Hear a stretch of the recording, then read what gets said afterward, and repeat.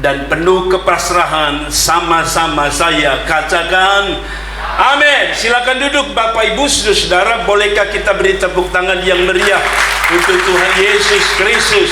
Ini hari yang paling membuat orang bersuka cita. 2000 tahun yang lalu para wanita, orang-orang percaya, orang Kristen begitu bersuka cita karena pada hari itu Yesus bangkit. Dan hari ini saya mau beri tema kepada kita, kebangkitannya membangkitkan rasa cinta, harapan, dan pengalaman baru.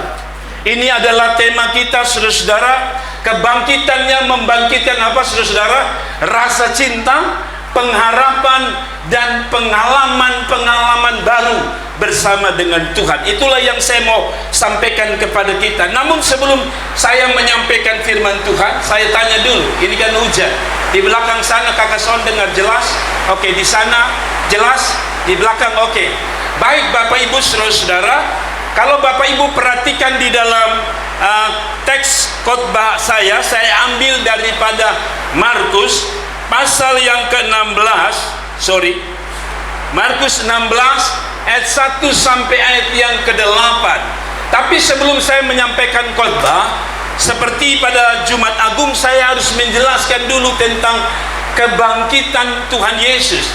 Saudara-saudara, hari-hari ini apologet Kristen sangat bekerja keras. Karena pertama, mereka tidak mengakui, orang-orang di agama seberang tidak mengakui Yesus mati dan apalagi bangkit. Karena dia tidak pernah mati, dia hanya digantikan oleh seorang tokoh, maka dia tidak pernah mati. Kalau dia tidak pernah mati, berarti dia tidak pernah bangkit. Karena itu sebelum saya khotbah, saya mau isi sedikit dulu mengenai bukti bahwa Yesus bangkit. Pertama, saudara-saudara, ada 3 penulis yang bukan Kristen, non-Yahudi, yang merupakan orang-orang luar biasa. Satu orang bernama Flavius Josephus, adalah seorang sejarawan Yahudi yang hidup kira-kira tahun 37 sebelum Masehi sampai 100 Masehi. Jadi orang ini adalah sejarawan Yahudi. Kita tahu bahwa orang Yahudi sejati, maksudnya orang Yahudi yang benar-benar masih menunggu Mesias nanti, mereka tidak percaya Yesus adalah Mesias, itu menulis, ada satu orang sejarawan yang terkenal menulis bahwa dia mengkisahkan tentang Yesus yang mati itu benar-benar Yesus.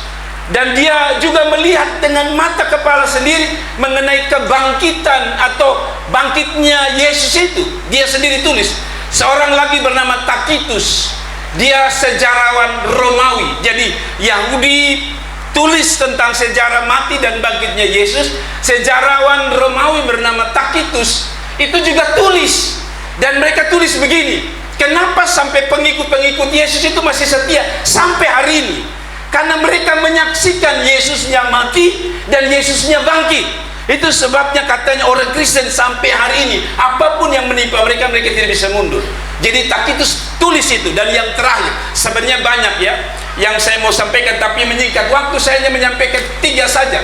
Yang terakhir bernama Plinius yang muda. Plinius ini adalah seorang gubernur Romawi Asia Kecil, saudara-saudara. Jadi dia sendiri menulis begini, bahwa orang Kristen perdana menyembah Yesus sebagai Tuhan. Inilah kesimpulan yang dia pelajari setelah dia melihat cerita daripada Yesus, atau dia menyaksikan dan dia menulis ini. Jadi saudara lihat bahwa kematian, kebangkitan Kristus itu bukan sebuah mitos, sebuah dongeng, tapi itu sebuah sejarah. Mereka semua menulis dengan lengkap dengan catatan ini, bahwa Yesus mati dan bangkit di zaman Pontius Pilatus. Kalau saudara baca sejarah, Pontius Pilatus itu bukan sekedar Alkitab catat, itu sejarah kerajaan Romawi. Jadi lengkap. Yang kedua yang saya mau sampaikan, jadi selain sejarah, ada penulis-penulis non-Yahudi yang menulis, tapi ini yang saya mau sampaikan. Yang berikut adalah ada bukti. Setelah bukti sejarah, ada bukti penutup kubur yang terguling yang kita sebut batu kubur itu.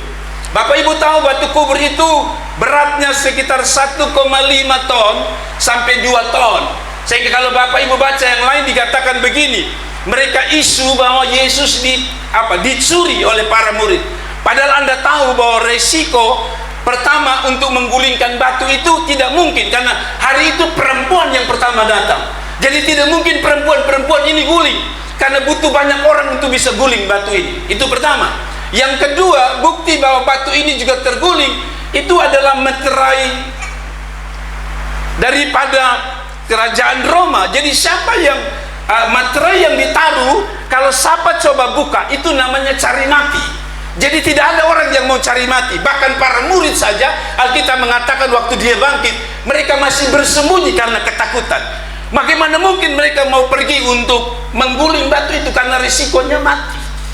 Jadi ini bukti kedua. Yang ketiga, kalau saudara baca, itu tadi saya bilang materai milik atau selama materai itu ada, tidak ada orang yang berani buka.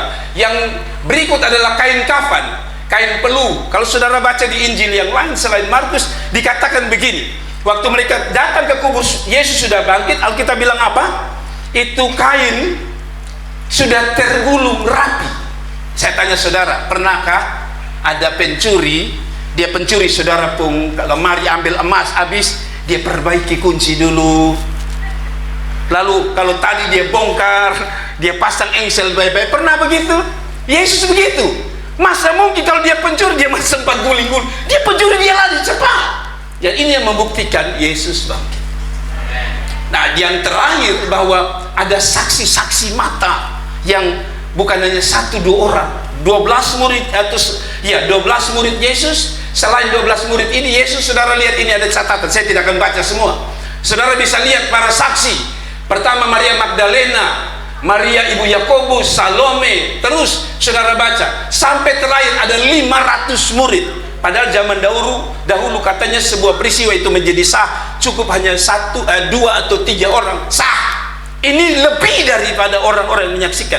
Kalau yang namanya ilusi, maka kalau saudara baca sejarah, setelah Yesus bangkit hari ketiga, saudara dengar baik-baik, itu tidak langsung dia pergi naik ke surga. Dia masih berapa hari? 40 hari.